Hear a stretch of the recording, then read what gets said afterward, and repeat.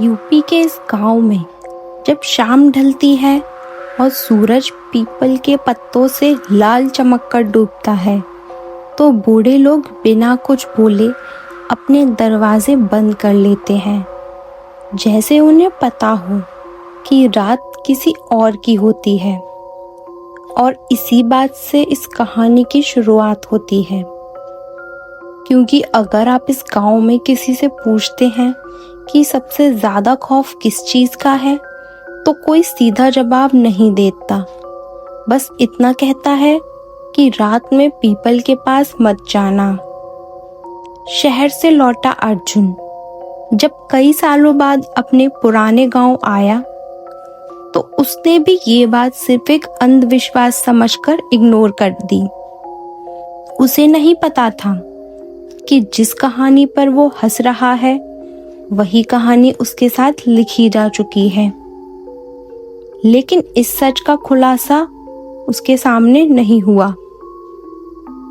शुरुआत होती है 40 साल पहले, जब इसी गांव में एक मासूम सी बच्ची थी, जिसका नाम लोगों ने सिर्फ छोटी रखा था। माँ बाप का साया पहले ही उठ चुका था और गांव वालों के लिए वो बच्ची बस एक बोझ थी।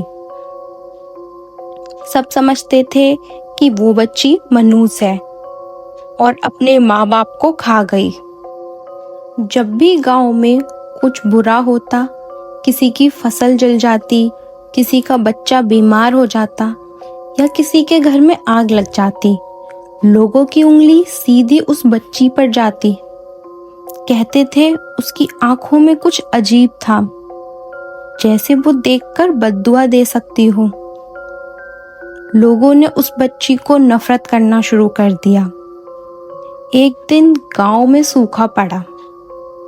उस सूखे में लोगों की फसलें बर्बाद हो गईं। पीने को पानी नहीं था, खाने को खाना नहीं था।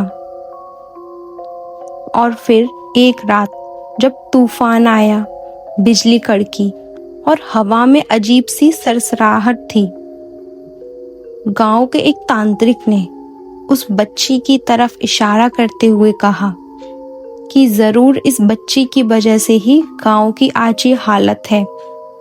ये बच्ची इस गांव के लिए मनहूस है, हमें इसे मार देना चाहिए, तभी गांव का हाल ठीक होगा। और एक रात सभी गांव वालों ने मिलकर सोचा कि इस बच्ची को मार देते हैं, और वो सभी उसे अपने साथ लेकर गए और एक पीपल के पेड़ पे ले जाकर उसे बांध दिया और सभी अपने घर वापस चले गए। वो बच्ची पूरी रात रोती रही, चिल्लाती रही और कई दिनों तक उस पेड़ के साथ बंधी रही। भूख से तड़पती रही, लेकिन किसी ने उसकी तरफ नहीं देखा। गांव वालों ने उस पेड़ की तरफ जाना बंद कर दिया और अपने बच्चों को भी मना कर दिया कि वहां जाके खेलना नहीं। वो बच्ची उस पेड़ से बंधी रही, चिल्लाती रही अपनी जान के लिए, लेकिन किसी ने उसकी आवाज नहीं सुनी और इसी तरह उस बच्ची की मौत हो गई। मौत के बाद उन लोगों ने उसकी लाश को उसी पेड़ के नीचे दफन कर दिया और जब से ही वो पीपल का पेड़ उस बच्ची के लिए एक नया घर बन गया। उस दिन के बाद से ही गांव वालों ने उस पेड़ के नीचे जाना बिल्कुल बंद कर दिया। लेकिन तब से ही गांव वाले कहते हैं कि रात के वक्त वहां से बच्ची के रोने की आवाज आती है। लेकिन असली कहानी तब शुरू होती है जब अर्जुन एक रात अपनी बाइक से शहर से गांव लौट रहा था। बारिश हल्की हल्की थी और रास्ता बिल्कुल सुनसान। जैसे ही वो पीपल के पास पहुंचा, उसकी बाइक अचानक बंद हो गई, बिना किसी वजह के। मोबाइल में नेटवर्क भी नहीं था और तब उसे महसूस हुआ कि हवा अचानक बदल गई, इतनी ठंडी जैसे किसी ने उसके कान के पास सांस छोड़ी हो। तभी उसकी नजर पेड़ के नीचे खड़ी एक छोटी सी लड़की पर पड़ी, जो लाल घाघरा पहने होती है, सर झुकाए खड़ी थी।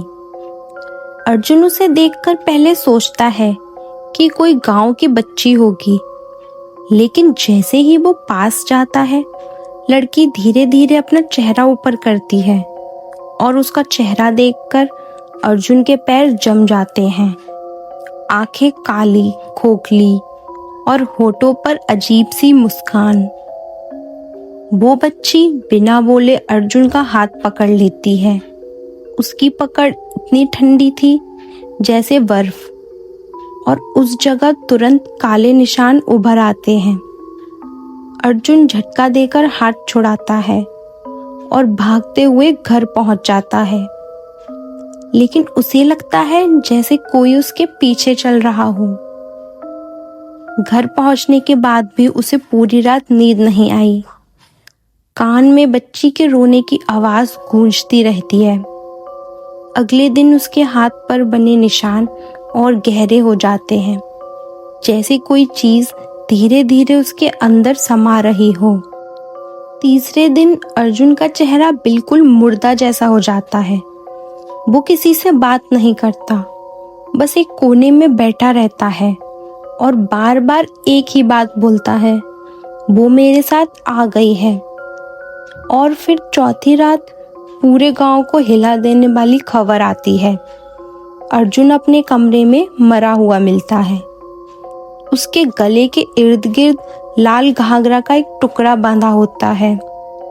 लेकिन कहानी यहीं खत्म नहीं होती, क्योंकि उस रात एक बुढ़िया जो सालों से पीपल के पास दिया जलाया करती थी, उसने देखा कि पेड़ के नीचे एक बच्ची खड़ी थी और उसके साथ अर्जुन भी खड़ा था, बिल्कुल चुप, बिना सांस के, जैसे एक नया पहरा देने वाला हो। तब उस बूढ़ी औरत को समझ आया कि पीपल वाली लड़की सिर्फ बदला नहीं लेती, वो अपने जैसे और साथी बनाती है। और आज भी जब रात के सन्नाटे में कोई उस पेड़ के पास से गुजरता है तो दो आवाजें आती हैं, एक बच्ची की और एक आदमी की, जैसे दोनों मिलकर अगला शिकार का इंतजार कर रहे हों। अब असली सवाल ये है कि उस पेड़ के नीचे कोई और अगला शिकार मिलेगा या अर्जुन और वो बच्ची यहीं रुक जाएंगे।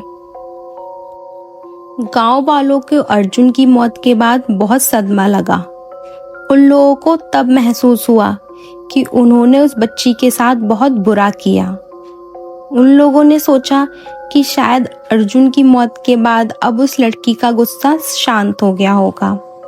लेकिन गांव का श्राप सिर्फ शुरू हुआ था, क्योंकि अर्जुन की अंतिम रात के बाद गांव में अजीब चीजें होने लगी। पहले तो सिर्फ इतना हुआ कि रात को कुत्ते बिना वजह चीखने लगे।